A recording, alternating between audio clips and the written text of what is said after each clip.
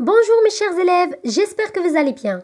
Dans la vidéo d'aujourd'hui, je vais vous expliquer la différence entre l'indicatif et le subjonctif. L'indicatif exprime la réalité, la certitude, alors que le subjonctif s'emploie quand la réalisation de l'action exprimée par le verbe est mise en doute et incertaine ou rejetée. Pour bien comprendre, je vais vous donner des exemples. On commence par la première phrase. Je pense qu'elles sont venues. Dans cette phrase, on a utilisé l'indicatif. Vous savez pourquoi? Parce que je suis sûre, je suis certaine qu'ils sont venus. C'est pour cela que j'ai utilisé l'indicatif. Alors que dans la deuxième phrase, je ne pense pas qu'ils soient venus. Ici, on a utilisé le subjonctif puisque rien n'est sûr. Deuxième exemple. Dans la première phrase, j'imagine que tu veux venir. Dans cette phrase, on a utilisé l'indicatif. Vous savez pourquoi? Car je suis sûre, je suis certain que tu veux venir. Je ne mets pas ce fait en doute. Alors que dans la deuxième phrase, je préfère que tu viennes. On a utilisé le subjonctif car j'ai un doute sur ta décision. Généralement, on utilise l'indicatif dans la proposition qui suit les verbes utilisés à la forme affirmative et qui ont une valeur de vérité, comme le verbe dire, affirmer, prévoir, penser, croire, espérer, être certain, imaginer, être probable.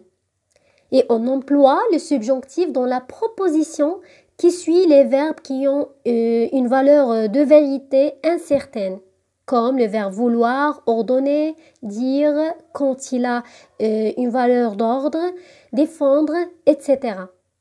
Et concernant lorsqu'on exprime la cause, on emploie le subjonctif quand la cause est rejetée ou fait l'objet d'une alternative. C'est-à-dire, je vais vous donner des exemples. Elle a réussi, non qu'elle ait travaillé, mais elle a eu de la chance. Dans cette phrase, on a utilisé le subjonctif. Vous savez pourquoi? Car le fait de travailler, c'est une cause rejetée. Deuxième phrase. Elle a réussi, soit qu'elle soit chanceuse, soit qu'elle ait travaillé.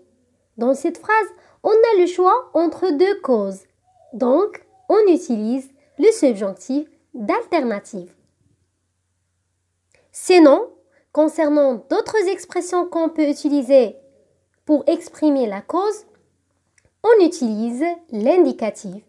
Par exemple, il a réussi parce qu'il a travaillé. Donc, on a utilisé l'indicatif. Pourquoi? C'est une cause qui a une valeur de vérité. Il ne reste un cas, le cas de restriction ou bien l'opposition. On emploie le subjonctif parce que la restriction inverse la relation de cause attendue.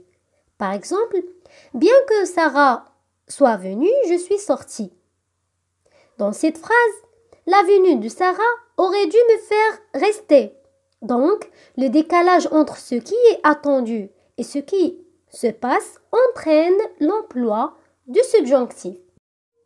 Et bien sûr, il y a des locutions formées avec eux qui sont toujours suivies du subjonctif. Par exemple, à condition que, afin que, à moins que, à supposer que, au lieu que, bien que, etc. Vous devez faire attention parce que certaines locutions sont suivies soit du subjonctif, soit de l'indicatif, selon le sens de la phrase. Par exemple, l'ordinateur a été mal configuré de sorte qu'elle est inutilisable. L'ordinateur est inutilisable, donc c'est une réalité, c'est une certitude. C'est pour cela qu'on a utilisé l'indicatif. Alors que dans la deuxième phrase, nous vous enverrons ce colis de sorte que vous le receviez avant les fêtes. Ici, puisqu'il n'est pas encore accompli, donc le subjonctif exprime une réalité incertaine. C'est pour cela qu'on a utilisé le subjonctif. Et voilà mes chers élèves, c'est tout pour aujourd'hui. J'espère que ça sera bien compris. À la prochaine vidéo, Inch'Allah. Prenez soin de vous.